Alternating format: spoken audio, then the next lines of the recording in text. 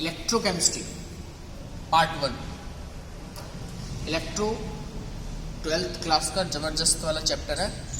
Physical chemistry का part है electro. Electrochemistry में इलेक्ट्रो वर्ड आता है। इलेक्ट्रो सुनते ही अपन एक चीज तो सोच सकते हैं, इलेक्ट्रिसिटी। हम एक चीज और विचार कर सकते हैं, दैट इज इलेक्ट्रॉन।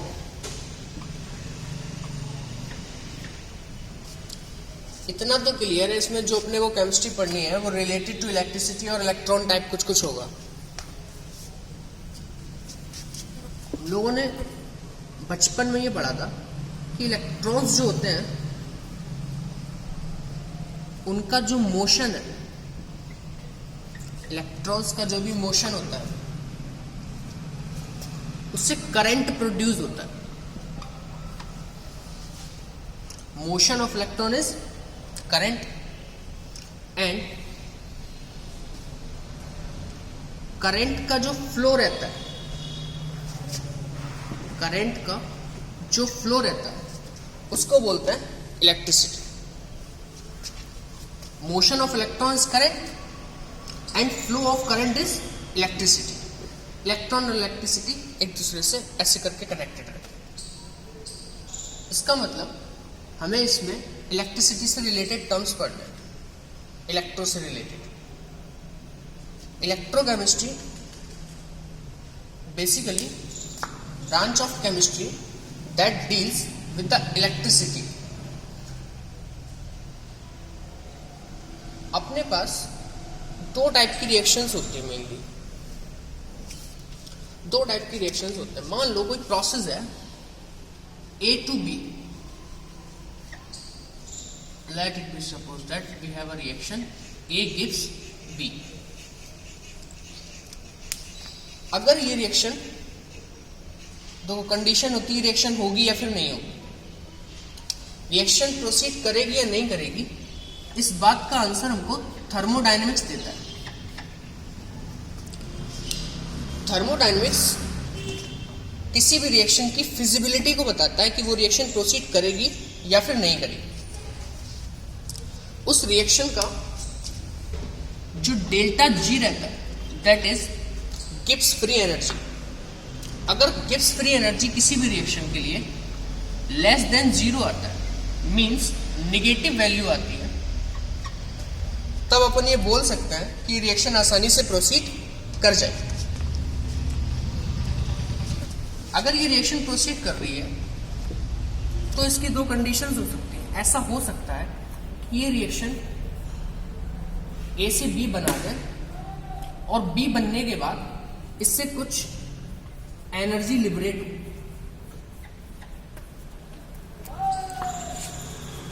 कोई एनर्जी लिबरेट हो, मतलब रिलीज हो जाए। या ऐसा भी हो सकता है किसी पर्टिकुलर रिएक्शन में A to B में कि उस रिएक्शन को प्रोसीड करने के लिए एनर्जी की requirement, energy is required. Energy हमसे लग भी सकती है और एनर्जी प्रोसीड भी कर सकती है, मतलब एनर्जी रिलीज भी हो सकती है रिएक्शन प्रोडक्ट बनने के बाद। तो इलेक्ट्रोकेमिस्ट्री में क्या होता है, दो टाइप की रिएक्शंस की स्टडी हम कर सकते हैं। एक वो रिएक्शंस जो अपने आप होती है, अपने आप होने का मतलब those reactions which are spontaneous in nature. अगर कोई रिएक्शन स्पॉन्टेनियस है, इसका मतलब वो आसानी से प्रोसीड कर जाएगी। और स्पॉन्टेनियस में ही एक पार्ट होता है एक्सोथर्मिक, जिसका मतलब रहता है कि इलेक्ट्रिसिटी उससे, इलेक्ट्रिसिटी बोल दो या एनर्जी बोल दो, एनर्जी उससे रिलीज हो। अब किसी एक केमिकल रिएक्शन से जो एनर्जी रिलीज होती है, उस एनर्जी का इस्तेमाल करके किसी दूसरी केमिकल रिएक्शन को प्रोसीड कराना जिसमें एनर्जी की डिमांड है। जैसे मान लो इस वाली रिएक्शन में एनर्जी रिलीज हो रही है और इस वाली रिएक्शन में एनर्जी रिक्वायर्ड, तो यहां से एक रिएक्शन प्रोसीड कराई, जो एनर्जी रिलीज हुई उस एनर्जी का इस्तेमाल इस रिएक्शन को कंप्लीट करने में हमने किया। अब एक एनर्जी का इस्तेमाल दूसरे में कैसे करते हैं, इसके लिए हमको सेल की रिक्वायरमेंट होती है। इलेक्ट्रोकेमिस्ट्री में हमें सेल की रिक्वायरमेंट होती है। जो भी एनर्जीज होती है, इलेक्ट्रिसिटी जो बेसिकली होती है, हम लोगों ने बचपन में पढ़ा था, मतलब 9th 10th 11th में, इलेक्ट्रिसिटी कैसे कैसे बनाते हैं। प्लांट से बनाते हैं, हाइड्रो पावर प्लांट से बनाते हैं, थर्मल पावर प्लांट से बनती है, न्यूक्लियर पावर प्लांट से बनती है। ये जितने भी पावर प्लांट्स होते हैं जिनसे इलेक्ट्रिसिटी बनाई जाती है, उन सब में एक चीज कॉमन होती है कि उन सभी में मैकेनिकल वर्क होता है, कुछ ना कुछ। मैकेनिकल वर्क मतलब साइकिल चलाना, मेरा चलना, इसी टरबाइन का घूमना, व्हील्स का रोटेट करना, रोटेशन होना, तो मैकेनिकल वर्क होता है। लेकिन इलेक्ट्रोकेमिस्ट्री एक ऐसी ब्रांच है जिसके जरिए हम इलेक्ट्रिसिटी बना सकते हैं विदाउट मैकेनिकल वर्क। किसकी मदद से? सेल की मदद से। हाइड्रो पावर प्लांट समझते हो ना, वो पानी वानी का रहता है, उसमें वो सिस्टम घूमता है, 10th क्लास का था टॉपिक। बट उन सब में ये कॉमन था कि इलेक्ट्रिसिटी तो बन जाएगी लेकिन आपसे मैकेनिकल वर्क मांगेगी मशीन। जनरेटर होता है, इलेक्ट्रिसिटी जनरेट करता है मैग्नेटिक फील्ड में, वो रखा रहता है जो घूमता है टरबाइन टाइप का, उसमें भी मैकेनिकल वर्क प्रोसीड करता है। लेकिन सेल जो रहता है इसमें हमारा मैकेनिकल वर्क नहीं। सेल का फंक्शन एनर्जीज को कन्वर्ट करना है, या तो वो केमिकल से इलेक्ट्रिकल में कन्वर्जन कर देगा या इलेक्ट्रिकल से केमिकल में कन्वर्ट कर देगा। तो इलेक्ट्रोकेमिस्ट्री में टॉपिक हमारा होगा सेल। सेल भी 2 टाइप्स का रहता है, इलेक्ट्रोकेमिकल एंड इलेक्ट्रोलाइटिक। लो सेल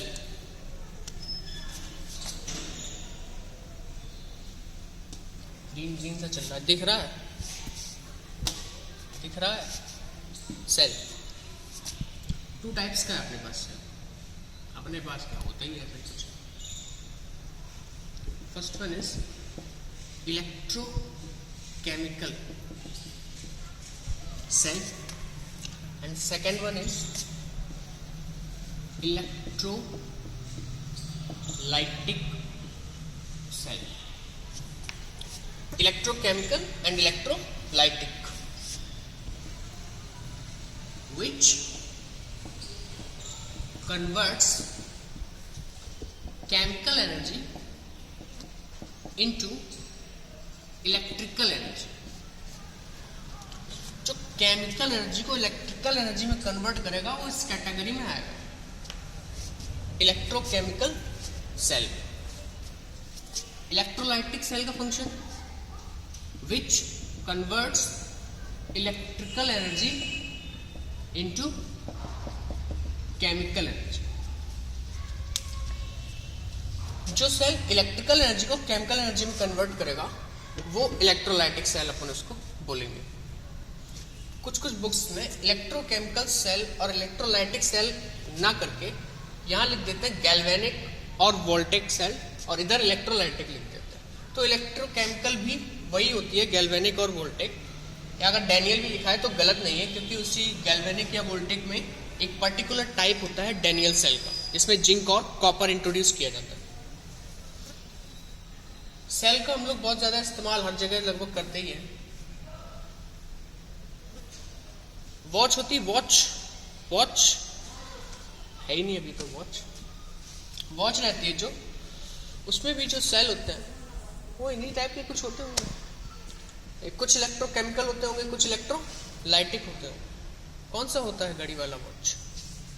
घड़ी वाला वॉच, ये क्या बात हुई? वॉच वाला सेल, अच्छा वॉचमैन नहीं। देखो अभी हम चैप्टर में आगे बढ़ते हैं, उसमें देखते हैं डिफरेंट टाइप के सेल्स होते हैं। घर में हमारे इन्वर्टर रहता है, बैटरी रहती है, टॉर्च होती है, फ्यूल सेल्स भी होती हैं इसमें, कुछ बहुत सारी सेल्स होती हैं जिनका हम लोग इस्तेमाल करते हैं डेली यूज़ में। कोई अगर टॉर्च होती है, उस टॉर्च को ओपन क्या करते हैं, अब तो चार्जिंग वाली टॉर्च आती है, किसी एक टॉर्च को क्या करो, चार्ज करना पड़ता है पहले, तब वो जलती है। तो चार्ज करने का मतलब होता है जब आप चार्जिंग के उस प्लग को, जैसे ये प्लग होता है, क्या बेहतरीन प्लग बनाया हमने, बैटरी को मतलब जो आपकी टॉर्च है उस टॉर्च को आपने चार्जिंग पे लगा दिया। चार्जिंग पे लगाने का मतलब होता है जो हमारी टॉर्च है वो टॉर्च जब चार्जिंग लग गई, इसका मतलब वो टॉर्च यहाँ से इलेक्ट्रिसिटी ले रही है, इलेक्ट्रिसिटी लेने का मतलब होता है इलेक्ट्रिकल एनर्जी रिक्वायर्ड है, इलेक्ट्रिकल एनर्जी ले रही है। अगर वो इलेक्ट्रिकल एनर्जी ले रही है मतलब इलेक्ट्रिकल एनर्जी ले रही है, इलेक्ट्रिकल एनर्जी बनती तो यहाँ पे, अगर वो पहले से ले रही है इसका मतलब वो इलेक्ट्रोलाइटिक की तरह फंक्शन हुआ। इलेक्ट्रिकल एनर्जी लेने के बाद उस टॉर्च में अंदर जो प्लेट्स होती होंगी, इन प्लेट्स पे कोई केमिकल रिएक्शन प्रोसीड करती है। कुछ ऐसी भी होती हैं जिसमें केमिकल से इलेक्ट्रिकल की तरफ हम जाते हैं, रिएक्शन प्रोसीड करेगा तो एनर्जी बनेगी, या कभी कभी ऐसा होगा एनर्जी हम देंगे तब उसमें केमिकल रिएक्शन प्रोसीड होगी। दोनों एक दूसरी कैटेगरी टाइप करते हैं। आगे चल के इसको देखेंगे। इसको हटा दे, उड़ा दो।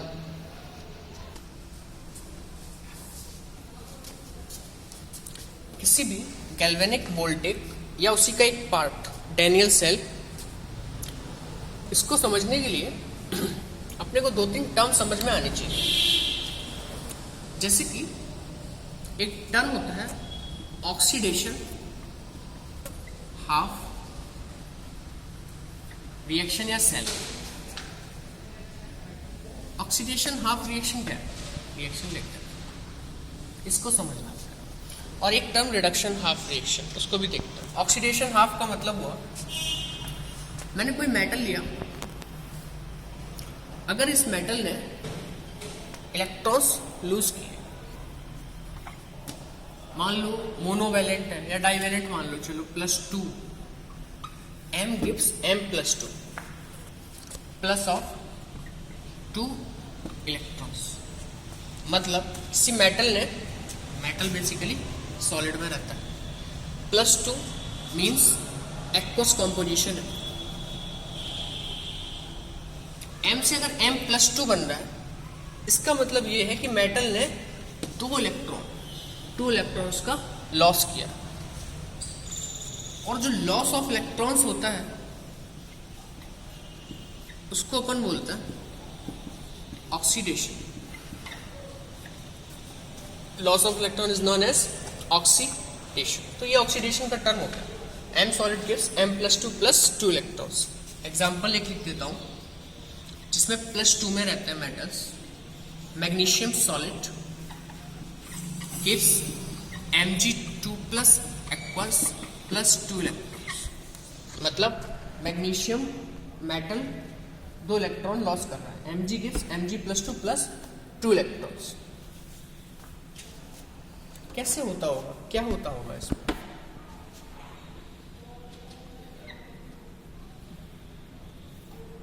मान लो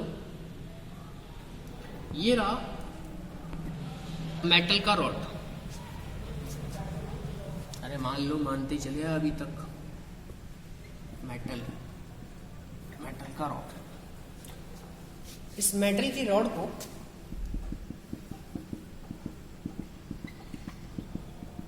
एक्वस में डिसॉल्व कर रहे हैं। एक्वस में डिसॉल्व करने का मतलब है इसके ही किसी इलेक्ट्रोलाइट मान लो, जैसे इसके ही किसी इलेक्ट्रोलाइट में, लाइक Mg को करा MgSO4 में, जैसे मेटल है तो MsO4 टाइप का या M2SO4 टाइप का, कुल मिला के M एक्वस की फॉर्म में आना चाहिए। तो हुआ क्या, इस मेटल की रॉड से, ये मेटल है और यहाँ पर सिस्टम है M+2 टाइप का, ये रहा M गिव्स M+2।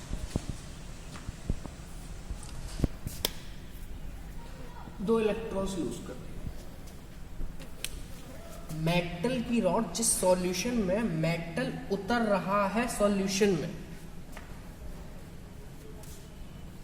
नहीं चढ़ा, मेटल की रॉड जिस सॉल्यूशन में है, मेटल उतर रहा है सॉल्यूशन में, उतर जाने दो उसको, डूब जाने दो। मेटल कहाँ डूबा? M+2 में, एक्वस सॉल्यूशन में। मेटल धीरे धीरे चटाक चटाक चटाक चटाक चटाक निकल। जब M+2 में जाता है तो 2 इलेक्ट्रॉन कहाँ जाते हैं? जब मेटल +2 में जाएगा तो 2 इलेक्ट्रॉन यहाँ से बाहर निकलेंगे। कैसे बाहर निकलेंगे? वायर के जरिए बाहर निकलेंगे। वायर से कनेक्ट करेंगे किसी बाहर आदमी को, घर के बाहर किसी को खड़ा कर देंगे कि भाई हम तुम्हें ये चीज़ें देंगे, आप लेके चले जाना। M gives M+2 plus of 2 electrons, oxidation process. उसके बाद होता है रिडक्शन हाफ सेल। इसको लिख लो, हटा दें फिर रिडक्शन होता है। लिखो।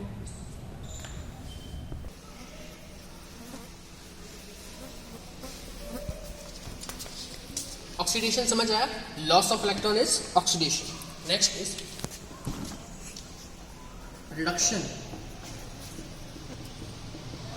हाफ रिएक्शन या सेल भी हम बोल सकते। मान लो क्या मान लिया, एलिमेंट लिया मैंने, कोई कॉपर लिया, reduction half reaction. Reduction half reaction मान लिया बस कॉपर है मेरे पास, कॉपर है +2 की form, Cu+2, Cu+2 plus of 2 electrons gives copper solid. मतलब कॉपर +2 एक्वस में होगा और कॉपर की रॉड। पता है ऑक्सीडेशन में क्या हो रहा था, जो हमारी मेटल की जो रॉड थी ऑक्सीडेशन में मारकर ही गायब हो जाता।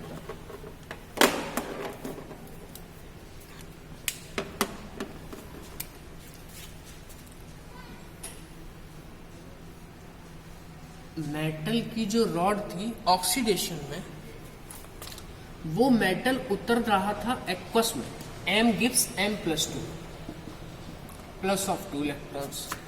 मेटल जब सॉल्यूशन में उतर रहा था M+2 की फॉर्म में, तो ये जो मेटल की रॉड होगी ना, मेटल की रॉड, इसका जो मास होगा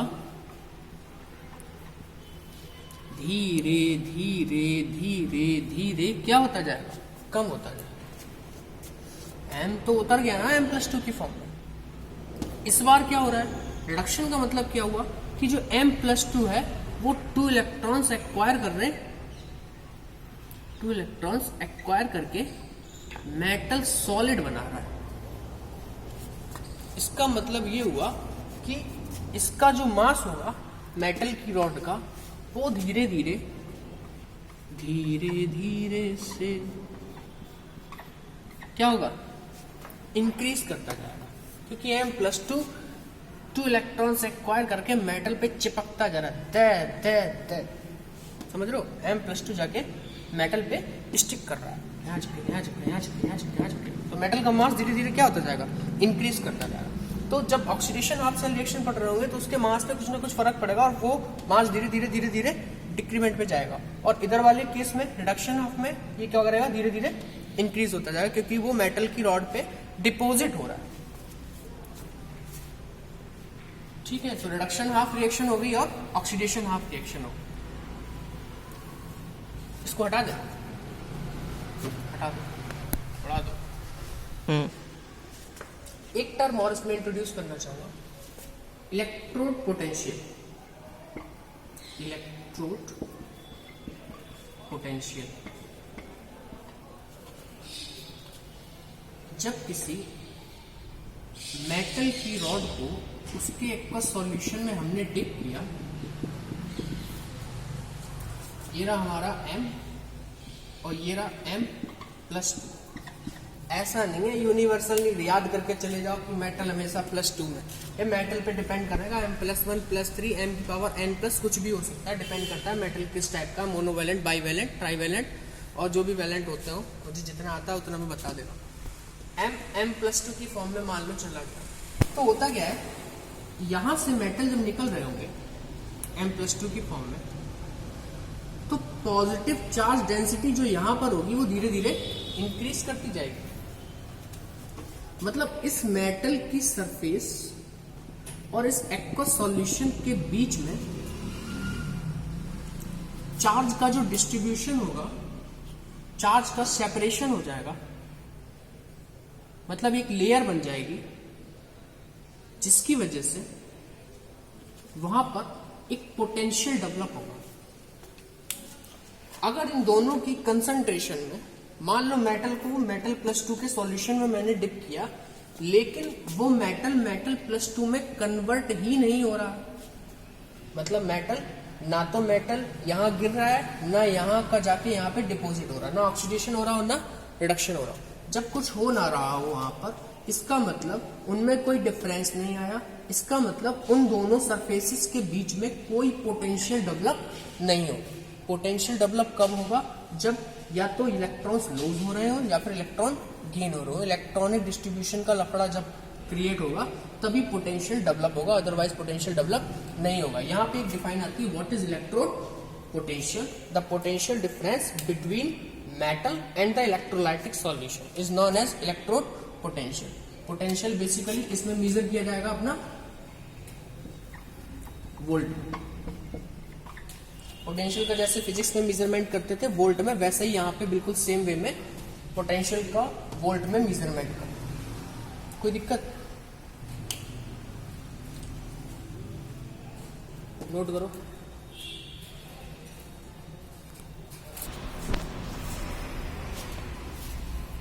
इलेक्ट्रोकेमिस्ट्री की इंट्रोडक्टरी क्लास थी। इलेक्ट्रोकेमिस्ट्री फिजिकल का जबरदस्त वाला चैप्टर है, थोड़ा मैथमेटिकल वे में है, डेरिवेशन भी होंगे एक दो, अगर आप सीखना चाहेंगे तो हम बता देंगे उसमें।